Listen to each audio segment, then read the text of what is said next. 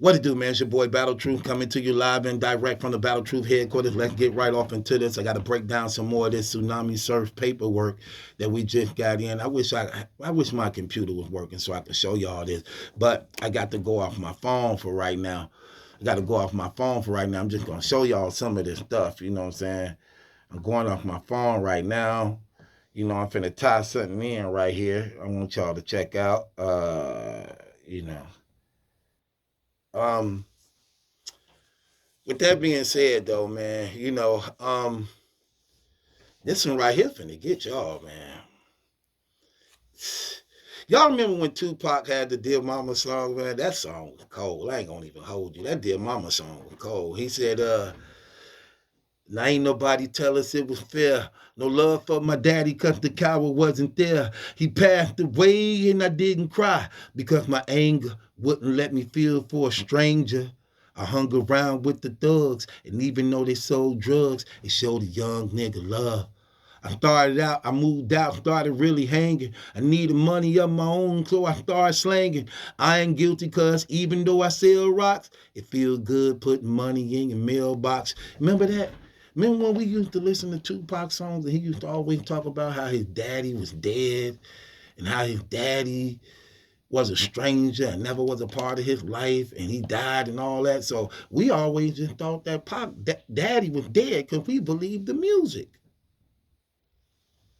Then when Pac died, I'm getting somewhere with this, y'all. Then when Pac died, out of nowhere, his real biological father popped up. And then ended up suing his mama for part of the rights to her son, to Tupac, because Afina got the stuff. And he like, no, I want my share too, because that was my son too. So she settled out of court with him and whatever his share was, gave him his share. Where I'm getting at with this, though,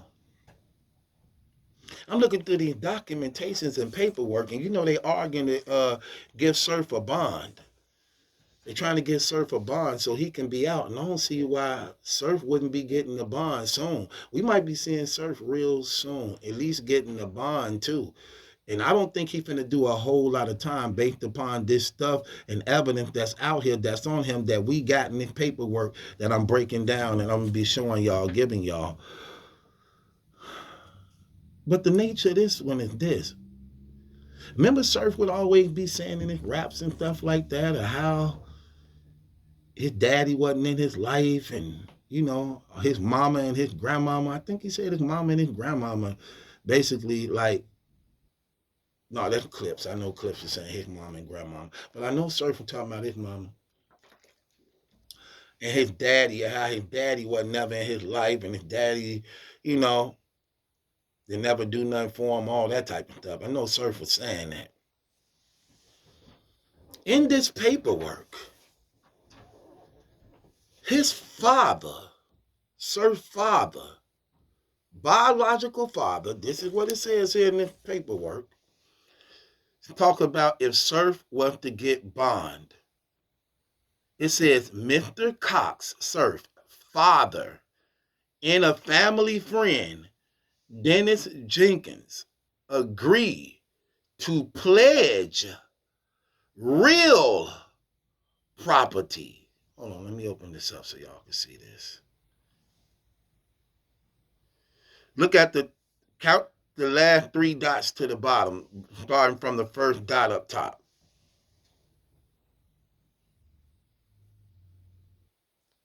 See that?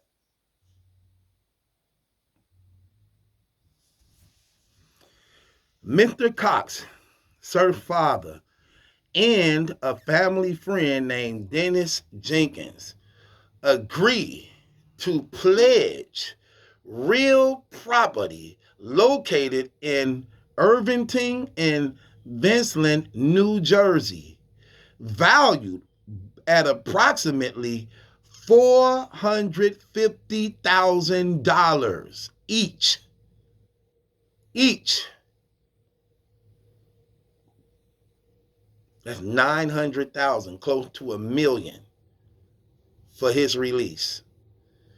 It should be noted that Mr. Cox Sr., the father, property is his principal residence, and Mr. Jenkins' property is a 3-family investment property. Wow. Look at Sir Father come to the aid of his son. Was that just rap Surf was giving us? Was that just rap? I refuse to believe that this man got a son and got all that access and wasn't in his son's life like that. That's how come I know that ain't really true neither. Because you remember before Surf got locked up, remember DNA Tooth was calling his father.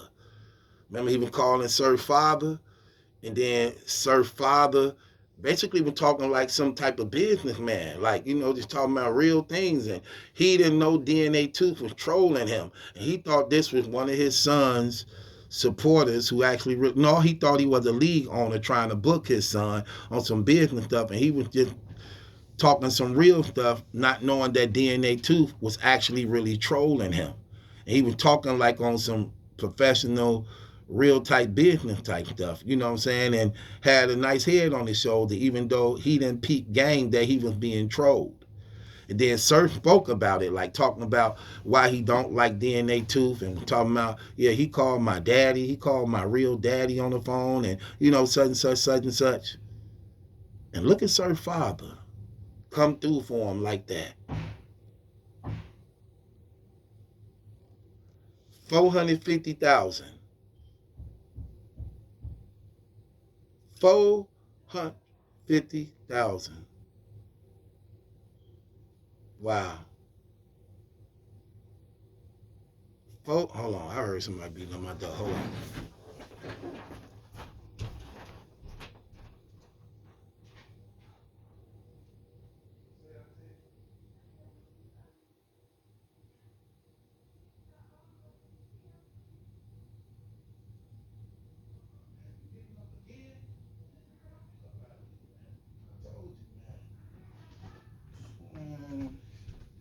My nerves, man. That lady crazy, man. Anyway, $450,000 he put up for his son's release. Assets, assets, property. Because when the feds, when you locked up, they don't accept cash. You got to put up that property and stuff that really matters. You know what I'm saying? They want property, businesses. 450,000 for his son. Ain't that something? Look at that. That says a lot, don't it? All along, we thought he wasn't doing nothing for his son. That's what we were told. That's what we heard in the raps. But his father come through for him like that. See, that's the thing that people need to stop doing, man. I hear a lot of people always trying to give credit to the mamas. Oh, forgive my father, forgive my father. My father wasn't this. My father didn't do nothing for me. My mama was the one who did this. You know what I'm saying? Downing their fathers, hating on their fathers, not even knowing the real story behind relationships and bitterness and unforgiveness and things like that. When, let me tell you something. The Bible say, honor your father and your mama. Honor your father and your mama. But people even say that wrong. They be like, honor your mama and father. No, it says honor your father and your mother. Father, mother. Why? Because at the end of the day, you can't put a price on the gift of life. No matter if your father never did nothing for you, the greatest thing he ever did was allow himself to meet your mother, by which that night you was granted life. So all the complaining about what a father didn't do, this and that, let that produce something in you to make you a better man, to provide and be there for your family, your children, and you respect women, and you get you a wife, and you love her, and you stay home. But most people who say them things end up repeating the very same thing they blame their fathers for. And then they become guilty of the same exact things. Now you got baby mamas. Now you see how it is. Now you see how it is. Can't put a price on the gift of life. My daddy ain't never got to do nothing for me. I got life. I'm a grown man. Ain't no more. Ain't no excuses. He ain't responsible for me not having. He ain't responsible for me not loving. He not responsible for me not providing. He not responsible for that when you grown and you of the age of accountability. And so many people always doing them type of things, always just trying to find fault as an excuse for what they not doing. He gave you life, especially when you know what goes on in bed. You know how many times you could have just been a wasted nut from your daddy just jacking off, or your mama drinking it, however that was going to go. But God saw fit that that night you would give life and be born. So stop trying to find faults in your fathers. You got the gift of life. It was a good thing my father wasn't in my life the way that I wanted him to be. You know why? Because that's how my children was born, as a result of his absence. If he was there, I wouldn't have had to go through what I went through in order to meet who I had to meet, that my children is alive and born. So I'm glad he wasn't there for me, because I would have had to take a different route than the one that I had to take by him not being there. I remember me and my sister got into it about that before. Same fathers, but different mothers. And I remember my sister was telling me, because it was about that situation too. I had wrote my father a letter, and I was telling him in the letter, because I was in prison, I was telling him in the letter I forgive him because I had got saved. I'm a Christian now, so I understand a lot of things that didn't make no sense to me when I was ignorant and blinded and foolish. But when I got saved and became a Christian, it made a lot of sense to me now when I see how these things work. And I'm learning how to forgive. And I remember I wrote a letter to my father, and I was telling my father how I forgive him for not being there for me, not providing for me. What matters the most is that I'm grown and we can make something now. I don't care about what happened yesterday. All I care about is we have today. I wrote him that letter telling him how much I love him, I care about him, I respect him, and I got to giving him the gospel. And you know, it's funny. My father had 16 kids. And I remember they called me for a visit. And it was my father who came and visited me. And my father said he had made a promise to himself that he'd never visit none of his kids if they ever went to jail. I ain't the oldest, I ain't the youngest. I'm somewhere in the middle too, just so you know. But he came and saw me, you know. And he actually wrote me letters in jail too. I would send him letters and sing him songs. He started writing me in jail. Because forgiveness brought us together, closer. And God put that on my heart, like, how do you know your father wasn't trying? Do you know what his upbringing was like? Do you know where he came from? And then I was reminded on how my father operated with his mama. I remember he used to call his mama by her real name. He never called his mama mama. But my grandmama, his mother, she was mean. She cuss out everybody. She called all the kids B words, and little babies, 2, 3 years old. She called them B words and mother effers and all that. You ever saw them mean old women? And that's what God was putting on my heart. Like, so imagine that. She was calling them kids all that. Your father called her by her real name. Imagine how it was with him growing up under that house. And I remember I asked my daddy one day, I said, how old was you when you was on your own? He said something like 14 or 15. And that was an example. And that's how God was showing me, like, you never know. Y'all always looking at you. And you don't never look at others. You always Talking about what a person ain't do for you or what a person ain't been there for you. What you do for somebody. You know how people be like, you ain't never did nothing for me. You ain't never did nothing for me anyways. And what you do? Now that same argument being said about you. Now those same claims you were saying about your father being said about you. And I learned how to forgive. And I remember I wrote him that letter and sent him them tapes, and I guess he was happy about it. So he was showing some of the other siblings. And my oldest sister got mad. Not my oldest, she was next to the oldest. She got mad. No, she was number three. The third, she got mad. She was like, how dare you tell that? She talking to me personally. How dare you tell that mother effer you forgive him? He ain't do nothing for us. He left us. He left my mama. Remember, we got different mothers. He left our mamas and stuff and stuff. He left my mama. He left your mama. He didn't do nothing for us. And all we had was each other.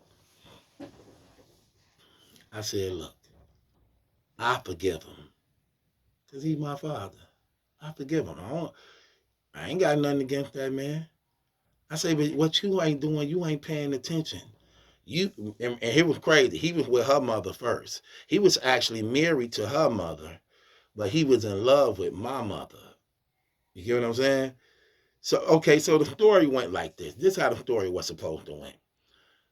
He was best friends. See, I'm going out of it, but I got to. Okay, this and that. He was best friends with this woman,